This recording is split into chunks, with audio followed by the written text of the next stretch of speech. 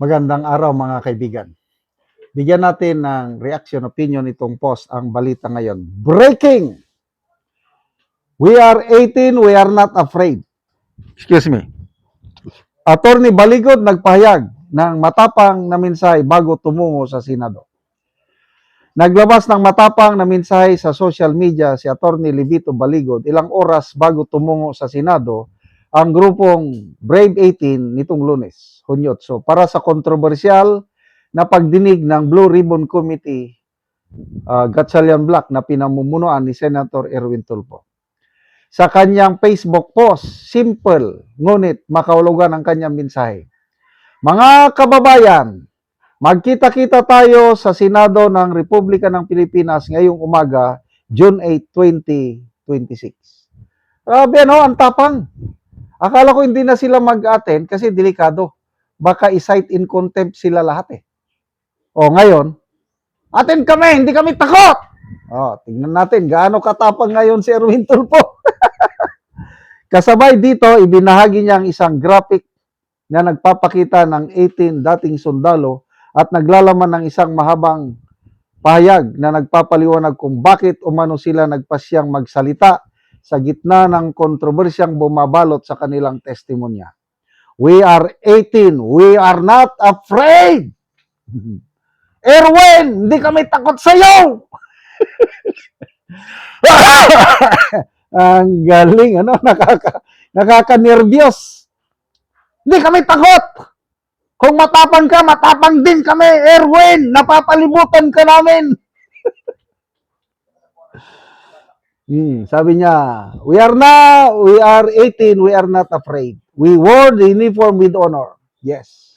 We defended the flag with our lives. And now, we stand not on the battlefield, but in the arena of truth.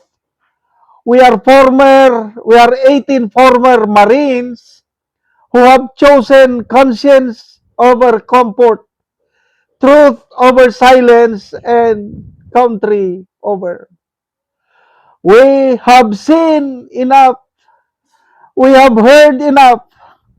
We refuse to be blind servants to a system that betrays the very people it swore to protect.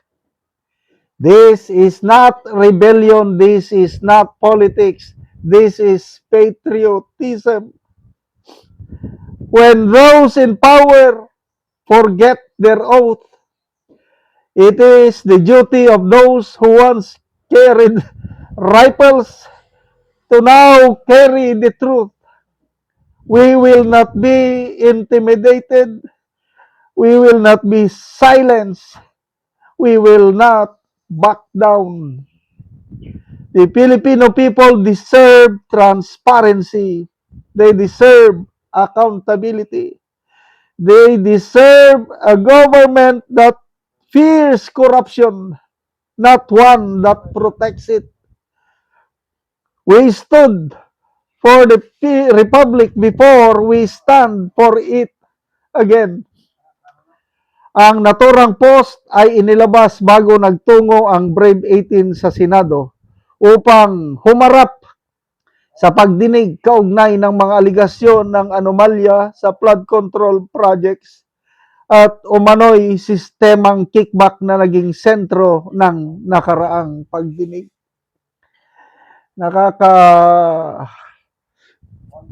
Nakakabilib po, nakakahanga ang tapang nitong Brave 18 Marines.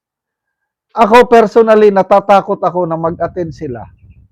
Dahil baka i-cite in contempt sila lahat, pipilitin ba sila na, alam niyo na, yung nangyari kay Colonel Grijaldo nung Quadcom, kinulong siya ng around 6 months.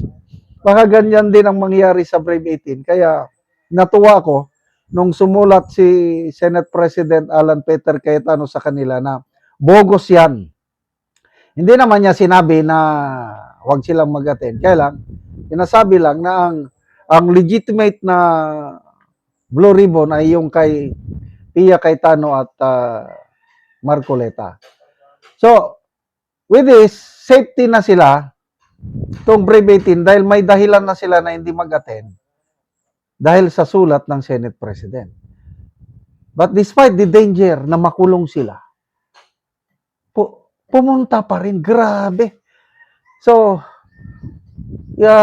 parang wala na akong masabi kundi paghanga, pagsaludo sa Brave 18 Marines. Sana dadami pa ang katulad nitong mga dating sundalo. Nakaka-proud na maging sundalo. Ganyan po, kalalim ng pagmamahal ng mga sundalo sa bayan nila. Lumaban sila noon, ngayon lalaban ulit.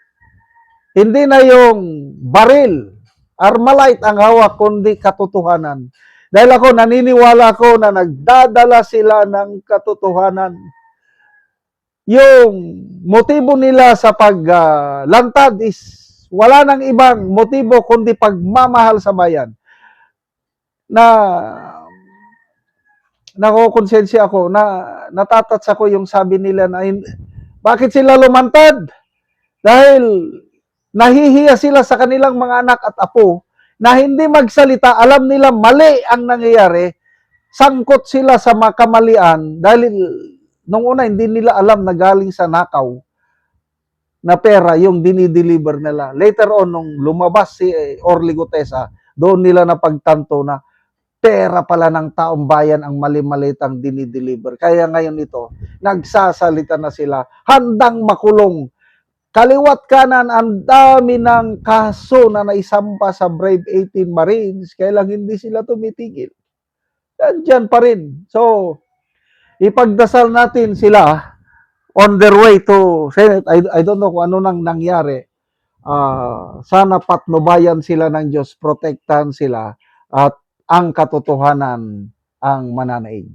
Salamat mga kaibigan sa inyong pagsubaybay sa channel na ito. Nakakatulong kayo ng malaki sa tribong Talaandig ng Bukidnon dahil ang income natin sa channel na ito is pantulong po sa tribo. Namimigay tayo ng libreng yero at pako para makapagpatayo sila ng mas maayos na tirahan. Panoorin nyo ang video na ito. Walay sa natabangan na mugyero, so muna ni ang itsura sa iyang atop. Muna ni ang kadako sa buslot.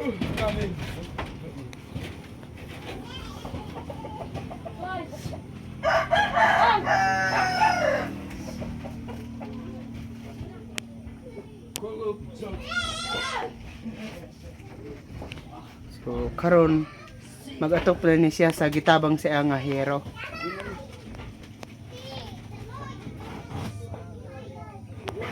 Ug karon mo na ni ang hero nga among gitabang nga iatop karon. So plinsen, lansang, hero kompleto gyud. Ay, dang budget makapal guys.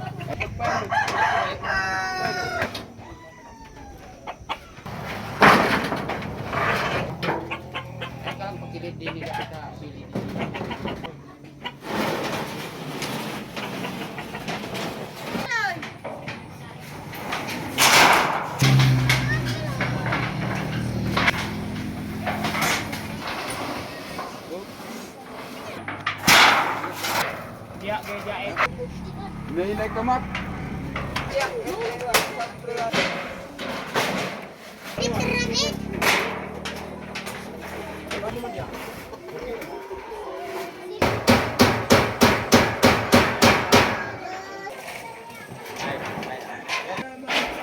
Dua po, dua.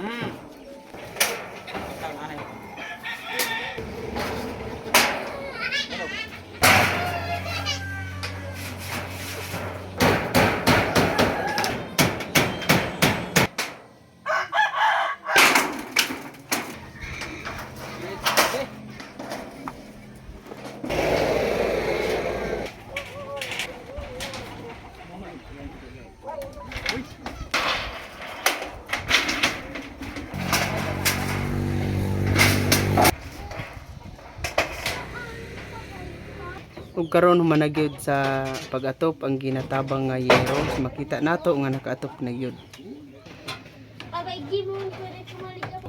Naka-atop na gid ko. Nakailis na kog kuan atop nga buslot akong atop. Salamat gyud nga napulian akong atop nga 30 na ka tuig.